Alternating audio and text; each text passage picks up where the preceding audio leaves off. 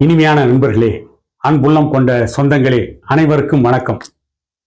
வன்னியர்களுக்கான உள் ஒதுக்கீடு 2021ஆம் ஆண்டு எடப்பாடி பழனிசாமி முதலமைச்சராக இருந்த பொழுது கொடுக்கப்பட்ட வன்னியர் உள் ஒதுக்கீடு நீதிமன்றத்தால் நிராகரிக்கப்பட்டு கிட்டத்தட்ட 3 ஆண்டுகள் அதை பற்றி கண்டுகொள்ளாமல் இருந்த திமுக அரசு, அதை பற்றி நினைத்து கூட பார்க்காமல் இருந்த எடப்பாடி பழனிசாமி, ஏற்கனவே ஆட்சியில் இருந்த அதிமுக, தற்பொழுது ஆட்சியிலே இருக்கின்ற திமுக, இந்த 2 கட்சிகளும் வன்னியருடைய இடஒதுக்கீட்டை பற்றி இதுவரை என்ன செய்ய போகிறார்கள் என்பதை பற்றி எல்லாம் சொல்லாமல் வாய்மூடி மௌனமாக இருந்தார்கள். பாட்டாளி மக்கள் கட்சியுடைய நிறுவனர் டாக்டர் ஐயா அவர்களும் டாக்டர் அன்புமணி ராமதாஸ் அவர்களும் தான் இந்த இடஒதுக்கீட்டை பற்றி, வன்னியர்களுக்கான 10.5% இடஒதுக்கீட்டை கொடுத்தே தீர வேண்டும், 3 ஆண்டுகள் முடிந்து விட்டது, 1200 நாட்களை தாண்டி விட்டது என்று தொடர்ந்து வன்னியர்களுக்கு இடஒதுக்கீடு கொடுக்க வேண்டும் என்று இந்த 2 தலைவர்களும் தான் தொடர்ந்து பேசிக் கொண்டிருக்கிறார்கள்.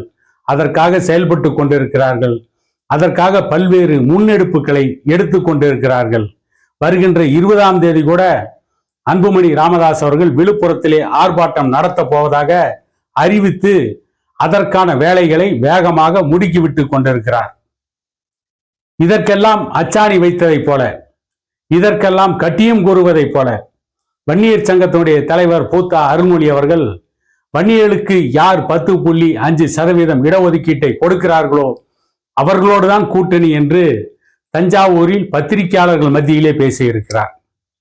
இப்படிப்பட்ட சூழ்நிலை நிலவுகின்ற பொழுது இதுவரை வன்னியர்களுடைய இடஒதுக்கீட்டை பற்றி கண்டுகொள்ளாமல் இருந்த அதிமுக இதுவரை வன்னியர்களுக்கு இடஒதுக்கீட்டை கொடுக்க போகிறோமா கொடுக்க மாட்டோமா என்று எந்த கருத்தையும் சொல்லாமல் கிராமத்திலே பழமொழி சொல்வதை போல கல்லூலி மங்கனாக இருந்த திமுக இப்பொழுதும் அமைதி காக்கிறது. வன்னியர்களுக்கு இந்த இடஒதுக்கீட்டை கொடுப்பார்களா கொடுக்க மாட்டார்களா? வன்னியர் சமூகத்தை சார்ந்த படித்த இளைஞர்கள் மத்தியில் இன்றைக்கு இது $1 மில்லியன் கேள்வியாக இருக்கிறது. இந்த சூழ்நிலையிலும் கூட வன்னியர்களுக்கு இடஒதுக்கீட்டு எந்த நிலையில் இருக்கிறது, அதற்காக தயாரிக்க வேண்டிய புள்ளி விவரங்கள் எந்த அடிப்படையில் தயாரிக்கப்படுகிறது அல்லது தயாரிக்கவே இல்லையா என்றெல்லாம் கூட திமுக அரசு எந்த செய்தியும் வெளியிடவில்லை. அவர்கள் அமைதி காக்கிறார்கள். திமுக மந்திரி சபையில் அங்கம் வகிக்கின்ற வன்னியர் சமூகத்தை சார்ந்த அமைச்சர்களே வாய் மூடி மௌனமாக இருக்கிறார்கள். இதுவரை வன்னியர் இடஒதுக்கீட்டை பற்றி பேசாத எடப்பாடி பழனிசாமி, இதுவரை வன்னியர் இடஒதுக்கீட்டை பற்றி எந்த கருத்தும் சொல்லாத எடப்பாடி பழனிசாமி, வன்னியர் இடஒதுக்கீடு சம்பந்தமாக பாட்டாளி மக்கள் கட்சியின் 5 நாடாளுமன்ற உறுப்பினர்களும் சட்டமன்றத்திலே பல்வேறு கேள்விகளை எழுப்பிய பொழுது அன்றைக்கு கூட வன்னியர் இடஒதுக்கீட்டுக்கு ஆதரவாக பேசாத அதிமுக, காங்கிரஸ் கட்சியை சார்ந்த செல்வ பெருந்தகை பேசினார், ஜவாஹிருல்லா பேசினார். அன்றைக்கு கூட அதிமுகவுடைய ஒரு சட்டமன்ற உறுப்பினர்கள் கூட வன்னியர் சமூகத்தின் இடஒதுக்கீட்டுக்கு ஆதரவாக வாய் திறக்கவில்லை. எடப்பாடி பழனிசாமி பேசவில்லை. அதிமுகவின் ஒரு சட்டமன்ற உறுப்பினர்கள் கூட அதை பற்றி பேசாமல் வாய் மூடி மௌனம் காத்தார்கள். ஆனால் இப்பொழுது ஒரு பிரச்சார பயணத்தை துவக்கி இருக்கின்ற எடப்பாடி பழனிசாமி அவருடைய சொந்த கொங்கு மண்டலத்தில் இருந்தான் அதிமுகவின் பிரச்சார பயணத்தையே துவக்கினார். கொங்கு மண்டலத்தில் பிரச்சார பயணத்தை எடப்பாடி பழனிசாமி அவர்கள் துவக்குகின்ற பொழுது வன்னியர்களுக்கான இடஒதுக்கீட்டை நாங்கள் ஆட்சிக்கு வந்தால் கொடுப்போம் என்று அங்கே பேசவில்லை. எங்கே பேசுகிறார்?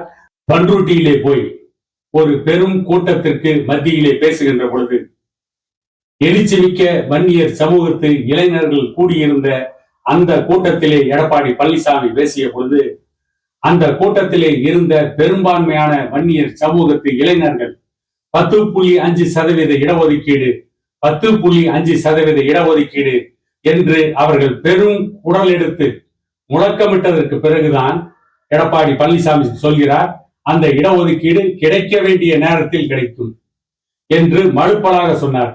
மீண்டும் அந்த இளைஞர்கள் கேட்கிறார்கள், 10.5% இடஒதுக்கீடு எப்பொழுது கிடைக்கும் என்று அவர்கள் முழக்கமிட்டதற்கு பிறகு அதை கொடுப்போம் என்று ஒத்தை வார்த்தையில் சொல்லிவிட்டு அந்த இடத்தை விட்டு நகர்ந்து சென்றார்.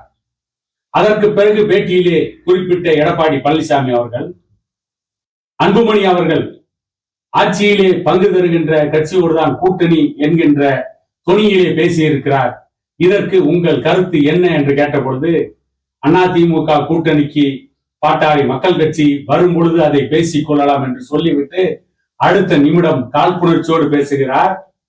இன்னும் பந்தியிலேயே அமரவில்லை, அதற்குள் இலை ஓட்டை என்று சொன்னால் எப்படி என்று எகத்தாளமாக ஒரு கருத்தை சொல்லிவிட்டு சென்றார்.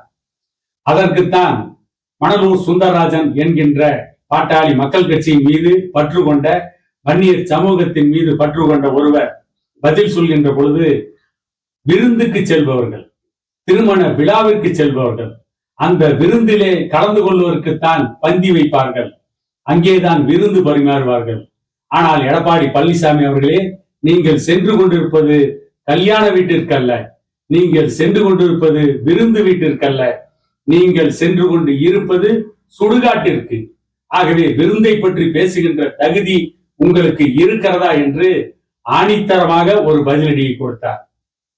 அதற்கு பிறகு இன்று வரை எடப்பாடி பழனிசாமி பல கூட்டங்களிலே பேசியிருந்தாலும் கூட இந்த நிமிடம் வரை நாங்கள் ஆட்சிக்கு வந்தால் வன்னியர்களுக்கு உள் ஒதுக்கீடு கொடுப்போம், 2021ஆம் ஆண்டு எடப்பாடி பழனிசாமி அவர்களால் கொடுக்கப்பட்ட அந்த இடஒதுக்கீடு நீதிமன்றத்தால் ரத்து செய்யப்பட்டிருக்கிறது, அது நான் கொடுத்த இடஒதுக்கீடு, மீண்டும் ஆட்சிக்கு வந்தால் அந்த இடஒதுக்கீட்டை கொடுப்பேன் என்று பகிரங்கமாக இன்று வரை எடப்பாடி பழனிசாமி அறிவிக்கவில்லை.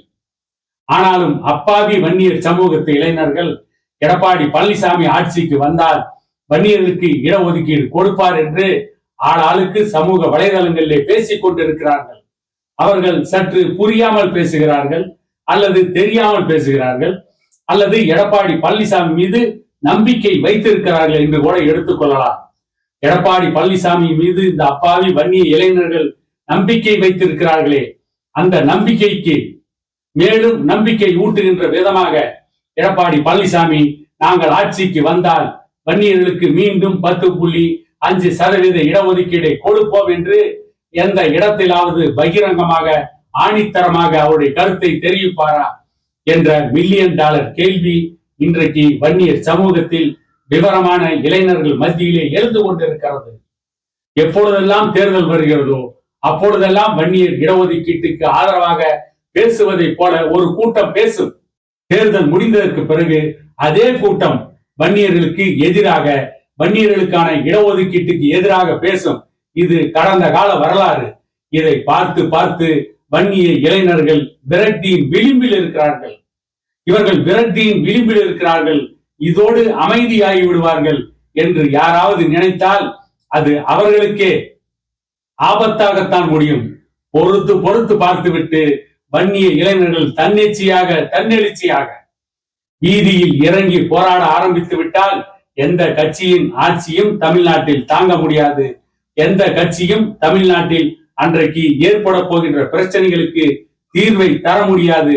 ஆகவே விரைந்து வன்னியர்களுக்கு இடஒதுக்கீடு கொடுக்க வேண்டிய கட்டாயம் திமுக அரசுக்கு இருக்கிறது என்பதை கூறிக்கொண்டு இன்னொரு காணொளியில் உங்களை சந்திக்கும் வரை உங்களிடமிருந்து விடைபெறுவது உங்கள் எடப்பாடி துரைசாமி.